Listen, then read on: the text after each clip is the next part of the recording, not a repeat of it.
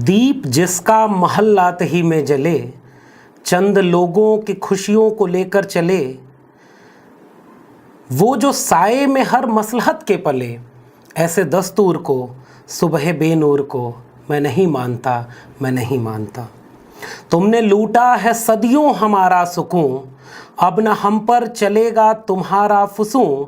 चारागर दर्दमंदों के बनते हो क्यों, तुम नहीं चारागर कोई माने मगर, मैं नहीं मानता, मैं नहीं मानता। हबीब जालिब की ये पंक्तियाँ यूं ही नहीं याद आती हैं। विचार, दर्शन व किताबें काल और देश की सीमा से बाहर जाकर के मनुष्यता के पक्ष में खड़े होने के नाते हर दौर में मौजूद बनकर के उभरती हैं। वैसा ही एक व्याख्यान जो कभी दिया ही न जा सका, एक विचार जिसे मारने की कोशिश हुई, मगर वह विचार भारत देश की सामाजिक सांस्कृतिक क्रांति का अगुआ दस्तावेज बनकर उभर गया। एक ख्वाब जो आज भी अधूरा है, एक हकीकत जिसे हर हाल में पूरा होना है। सत्य को सत्य और असत्य को असत्य जानो, बुद्ध के इस वाक्य से शुरू वह व्याख्यान यह सवाल उठाता है कि इस देश की सबसे बुनियादी समस्या कौन सी है। जी, हम बात कर रहे हैं डॉक्टर अंबेडकर की सबसे प्रसिद्ध रचना जाति का विनाश पर। तो अभिवादन स्वीकार करिए डॉक्टर लक्ष्मण यादव का, और स्वागत है आपका किताबों की पाठशाला के इस खास एपिसोड में।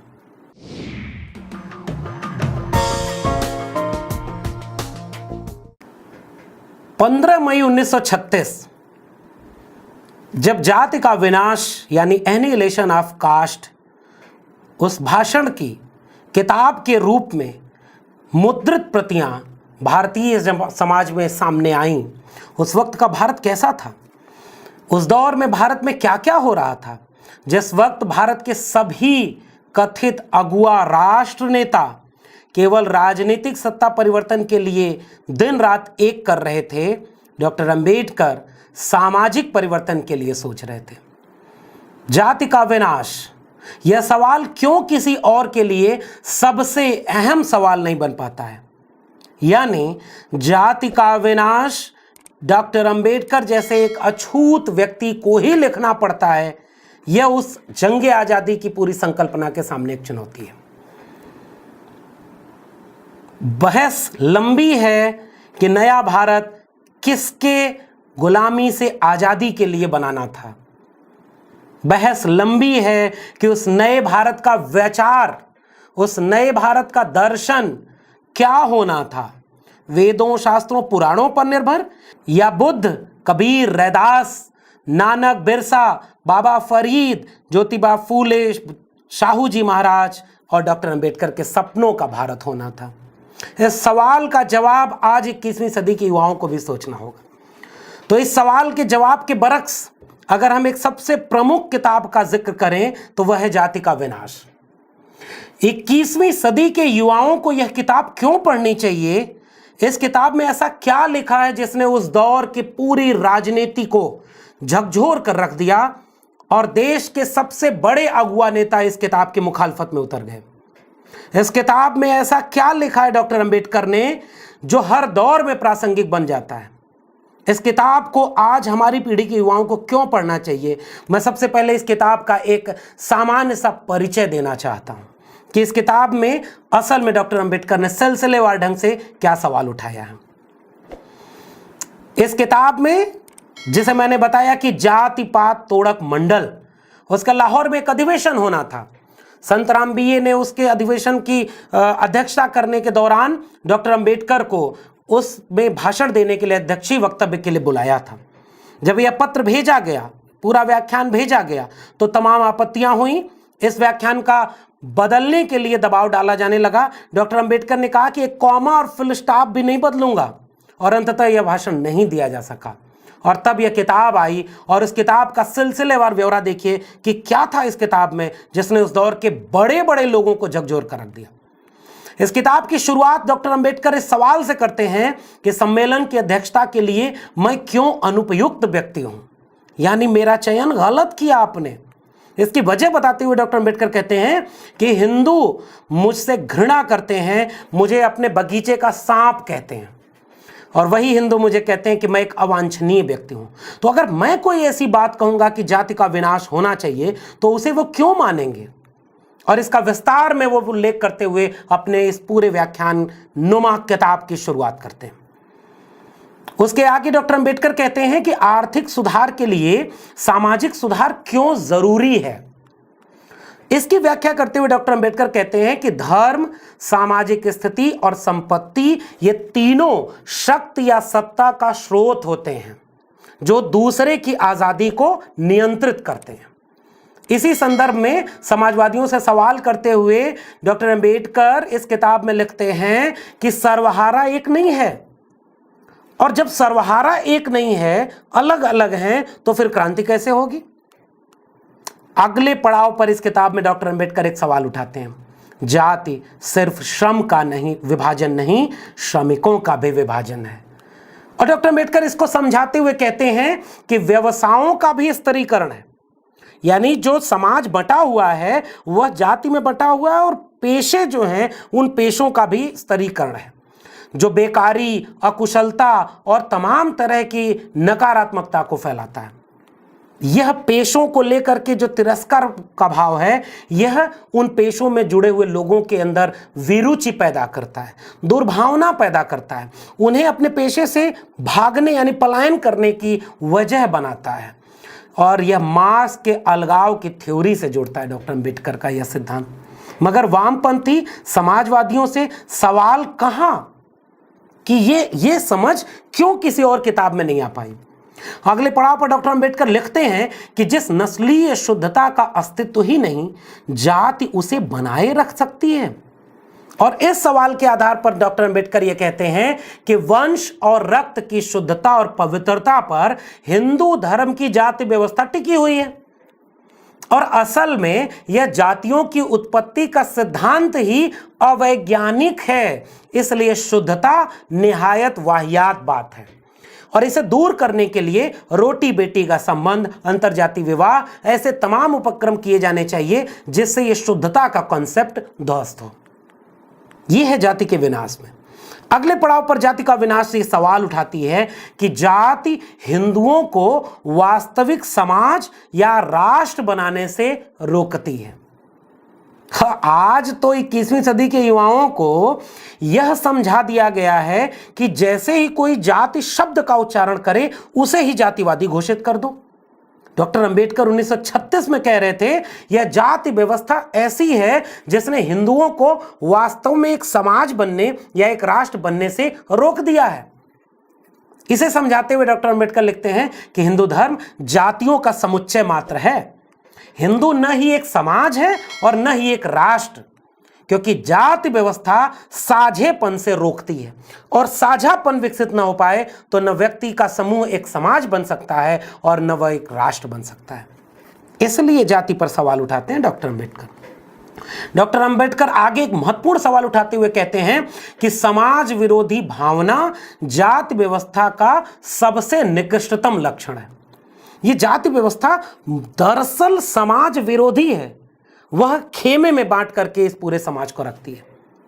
आगे डॉक्टर अंबेडकर लिखते हैं कि जाति आदिम जनजातियों की उन्नति और समावेशीकरण को रोकती है।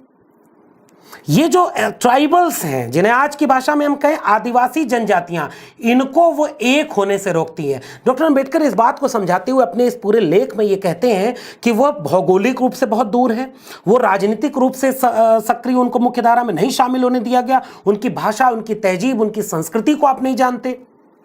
आपकी जाति व्यवस्था एक बड़े तबके को, जो आदिवासी मूल निवासी तबका है, उसको एक समाज बनने से, एक राष्ट्र बनने से रोकती है। आगे डॉक्टर अंबेडकर एक बिंदु और महत्वपूर्ण लिखते हैं कि उच्च जातियों ने निम्न जातियों को निम्न बनाए रखने की साजिश रची, और उस साजिश का परिणाम है जाति। इस किताब के ये सूत्र वैज्ञानिक, तार्किक और दार्शनिक स्तर पर पूरे भारतीय सांस्कृतिक वांग्मय की परत दर परत बखिया उधेड़ रहे थे। आगे डॉक्टर अंबेडकर एक अगले बिंदु में लिखते हैं कि जाति ने हिंदू धर्म को मिशनरी धर्म बनने से रोक दिया। आज भी आपके सामने एक नफरत का पाठ पढ़ाया जाता है ना कि फला ने फला को धर्मांतरण करा करके पहले वो इस धर्म में थे फिर उस धर्म में बना लिया।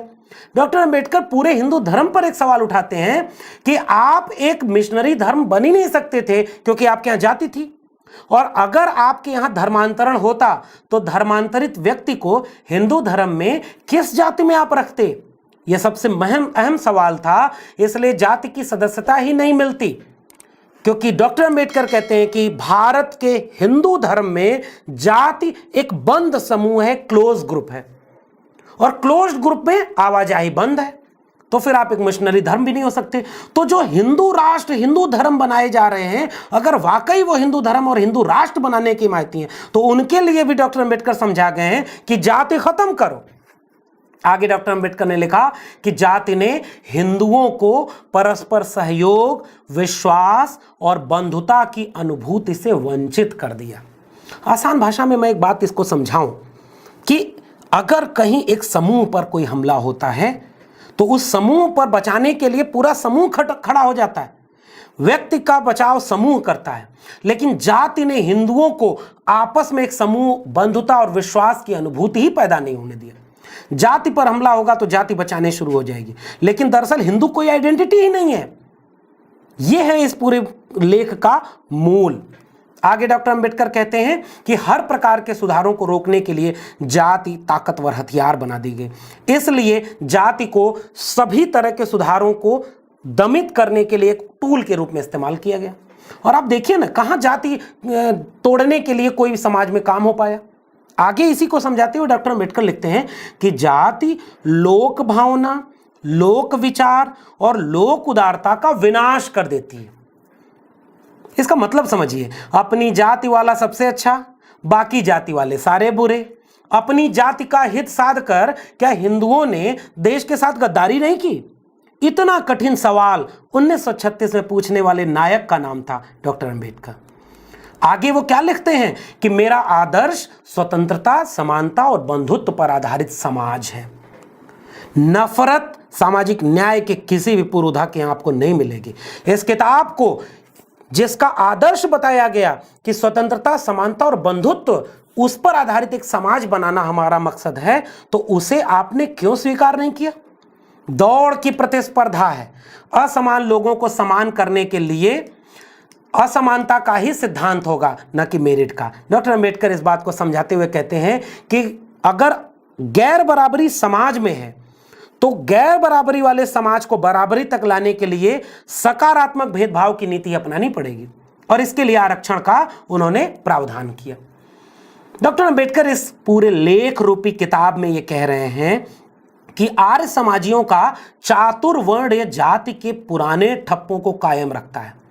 आर्य समाजियों का चातुर्वर्ण, आर्य समाजी लोग चतुर्वर्ण व्यवस्था को मानते हैं और जाति को तोड़ने की बात करते हैं। कितना बारीक तर्क पकड़ते हैं डॉक्टर अंबेडकर। और उसके उदाहरण में वो कहते हैं कि संभोग के बहाने शूद्रों और साथ ही महिलाओं के सवाल पर आप क्या कहेंगे? चातुर्वर्ण शूद्रों के लिए निकृष्टतम व्यवस्था होगी, इस किताब की मूल संकल्पना है। आप वर्ण व्यवस्था को मान रहे हैं और जाति खत्म करने की बात कर रहे हैं। मालिक और नौकर की व्यवस्था है यह वर्ण व्यवस्था। दुनिया के कई देशों में सामाजिक क्रांतियां हुई, मगर भारत में क्यों नहीं हुई? क्योंकि यहां जाति है। यह वाक्य है डॉक्टर अंबेडकर का इस किताब में। अब आप समझिए ना कि यह कितना बड़ा दर्शन है जो आज भी मौजूद है। आगे डॉक्टर अंबेडकर कहते हैं कि चातुर्वर्ण उतनी ही पुरानी है जितना वेद है, और इसीलिए वो अपना पूरी ऊर्जा वेदों से लेते हैं। हिंदुओं के बीच जाति गैर हिंदुओं की जाति की तरह नहीं है। यह बात डॉक्टर अंबेडकर इसे समझाते हुए बड़ी ही पुख्ता तरीके से कहते हैं कि अगर आपसे कोई पूछता है तो आप कहते हैं मैं हिंदू हूं, तो सामने वाला आपके इतने ही जवाब से संतुष्ट नहीं हो जाता। जब तक कि वह आपकी जाति न जान ले, वो आपके परिचय को पूरा नहीं मानता। 1936 में अंबेडकर लिख गए, 2021 में खड़े युवाओं से मैं एक सवाल पूछता हूं, क्या आज आपके साथ यह नहीं होता? आपके परिचय में क्या आपकी जाति अहम नहीं हो गई? आगे डॉक्टर अंबेडकर कहते हैं कि जाति के विनाश की वास्तविक कुंजी शास्त्रों को अस्वीकार करना है। शास्त्रों को अस्वीकार करना। डॉक्टर अंबेडकर इसे समझाते हुए कह रहे हैं कि आप जाति की नींव पर कोई भी इमारत खड़ी नहीं कर सकते, आप राष्ट्र का निर्माण नहीं कर सकते, नैतिकता नहीं रच सकते। जाति की नींव पर जो भी इमारत रची जाएगी उसमें दरार पड़ ही जाएगी। पहले उपजातियों को खत्म करना होगा, अंतरजातीय भोजन करना होगा, अंतरजातीय विवाह की बात करनी होगी, तब जाकर के जाति व्यवस्था टूटेगी।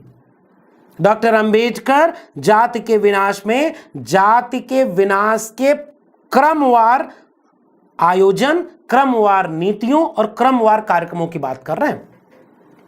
और डॉक्टर अंबेडकर कह रहे हैं कि जाति एक धारणा है, एक मानसिक स्थिति है, इसलिए जाति खत्म करने के लिए मन स्थिति बदलनी होगी, सोच बदलनी होगी। लोग जाति का पालन इसलिए करते हैं क्योंकि वह गहरे रूप से धार्मिक हैं। इसलिए असली इलाज है शास्त्रों की पवित्रता में विश्वास को खत्म कर देना। शास्त्र नहीं रहेंगे तो लोग अपने आप अंतरजातीय खाना, अंतरजातीय विवाह करना शुरू कर देंगे। इसके लिए आप अगर किसी को दबाव डालेंगे तो दिखावा के लिए अंतरजातीय विवाह भी होने लगेगा, अंतरजातीय खाना भी होने लगेगा, लेकिन जाति नहीं टूटेगी। 1936 में जिस खतरे का संकेत डॉक्टर अंबेडकर कर रहे थे, क्या आज हम उसे नहीं देख रहे? आज हमारी थाली में खाया जाएगा और दोस्त बनाए जाएंगे, घर में सबको आने जाने दिया जाएगा, अब बर्तन अलग नहीं होगा, जाति के नाम पर सब कुछ दिखने वाला खत्म हो जाएगा, लेकिन अब जाति भीतर से काम करना शुरू कर देगी। ये डॉक्टर अंबेडकर उसी समय लिख गए थे। आगे डॉक्टर अंबेडकर कहते हैं कि जाति व्यवस्था में आंतरिक सुधार वास्तव में असंभव है। लोगों से जाति खत्म करने को कहना उनकी मूलभूत धारणा के विरोध में जाता है। जाति दैवीय है, इसलिए हिंदू उसे नहीं छोड़ेगा। ब्राह्मण इस काम की अगुवाई करे, मगर वह नहीं करेगा, और न आज तक उसने किया, क्योंकि ब्राह्मण इस पूरी जाति व्यवस्था का सबसे ज्यादा लाभ लेने वाला तबका है। भारत में बौद्धिक वर्ग का मतलब ब्राह्मण है, और इसी बिंदु में डॉक्टर अंबेडकर समझाते हुए कहते हैं कि बौद्धिक तबके का काम यह होता है कि वह पूरे समाज के नब्ज को पकड़ता है, समाज को बदलने के लिए समाज को समझाता है और बड़े सामाजिक सांस्कृतिक आंदोलन की अगुवाई करता है। भारत में पढ़ने लिखने शिक्षा दीक्षा सबका मौका किसके पास था? ब्राह्मण के पास। जाति व्यवस्था का सबसे ज्यादा लाभ किसने लिया? ब्राह्मण ने। बौद्धिक वर्ग भारत का कौन था? ब्राह्मण था। लेकिन ब्राह्मणों ने कभी भी ऐसा कोई आंदोलन खड़ा नहीं किया, और जो खड़ा किया उसकी मुखालफत उसी ब्राह्मण तबके में सबसे ज्यादा की गई। इसलिए आंतरिक सुधार जाति व्यवस्था में नहीं हो सकता। किसी भी सुधारक या तर्कपूर्ण आह्वान को अभी तक सफलता नहीं मिली। इसके उदाहरण में डॉक्टर अंबेडकर ये वाक्य लिख रहे हैं। वो क्या लिख रहे हैं कि जाति एक बुद्धि विरोधी चीज है, इसलिए उसे हिंदू छोड़ दें। यह सामाजिक व्यवहार है, इसलिए इसे नहीं छोड़ेंगे। रामानुज, कबीर का जिक्र करते हुए डॉक्टर अंबेडकर तर्क शक्ति और नैतिकता जैसे शक्तिशाली हथियारों से समाज परिवर्तन की बात करते हुए इस बिंदु में एक्सप्लेन कर रहे हैं, अपनी बातों को समझा रहे हैं। और वह कह रहे हैं कि इसका इस्तेमाल हिंदुओं ने नहीं किया। कबीर, रैदास, पलटू दादू, भीखा साहब, नानक साहब, बाबा फरीद, इनको कहाँ माना आपने? डॉक्टर अंबेडकर आगे कह रहे हैं कि जाति व्यवस्था को कहीं से भी भंग करना चाहते हैं तो वेदों और शास्त्रों में डायनामाइट लगाकर उड़ा देना होगा। आगे डॉक्टर अंबेडकर लिख रहे हैं इस किताब में कि जाति के विनाश से धर्म के सच्चे तत्वों का विनाश नहीं होगा। और वो एक सवाल पूछते हैं कि हिंदू धर्म क्या है, और हिंदू धर्म क्या है, इसकी बात को समझाते हुए डॉक्टर अंबेडकर कह रहे हैं कि हिंदू धर्म दरअसल कोई धर्म है ही नहीं। हिंदू धर्म असल में एक धर्म नहीं है। क्या यह सिद्धांतों का एक समुच्चय है या नियमों का एक संहिता, जैसा कि वेदों और स्मृतियों में विहित है? हिंदू धर्म बलिदान से संबंधित, राजनीतिक, सामाजिक और स्वच्छता से संबंधित नियमों और निर्देशों के एक समुच्चय के अलावा कुछ भी नहीं, जिसमें सब कुछ एक दूसरे से गुधा हुआ है।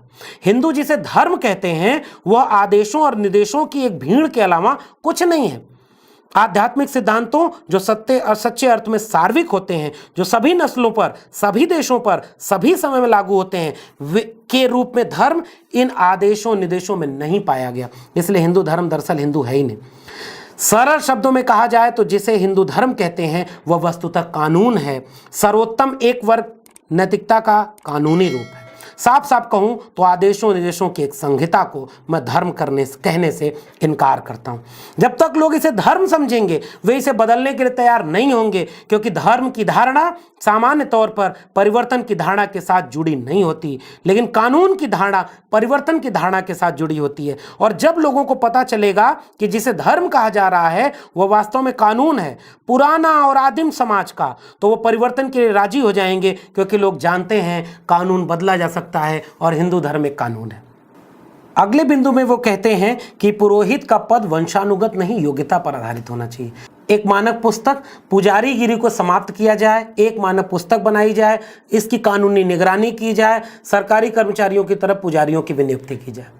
इतने महत्वपूर्ण बातों को वो कह रहे हैं कि आप एक धर्म यानी पूरे तंत्र को धर्म की किताब में जकड़ चुके हैं, इसको खत्म करना चाहिए।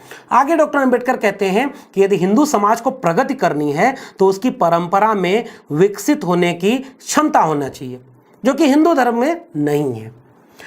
उसके आगे वो समझा रहे हैं कि यह संघर्ष तो आप लोगों का है, मैंने तो हिंदू धर्म छोड़ने का फैसला कर लिया।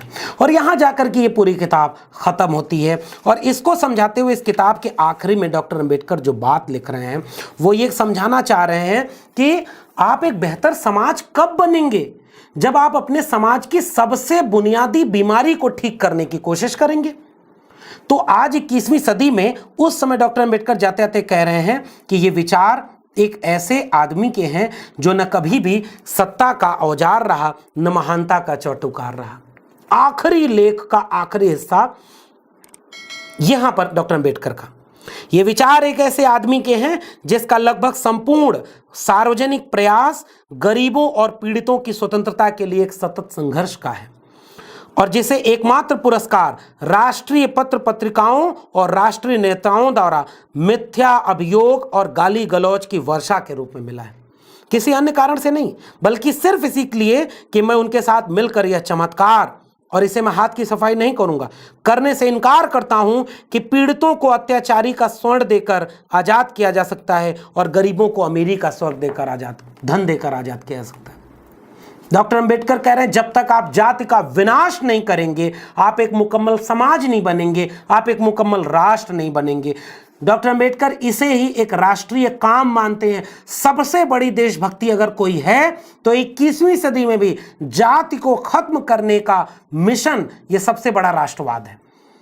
और डॉक्टर अंबेडकर इस राष्ट्रवाद के लिए कहते हैं कि स्वराज पाने से ज्यादा मुश्किल काम है, लेकिन स्वराज पाने से ज्यादा जरूरी काम है।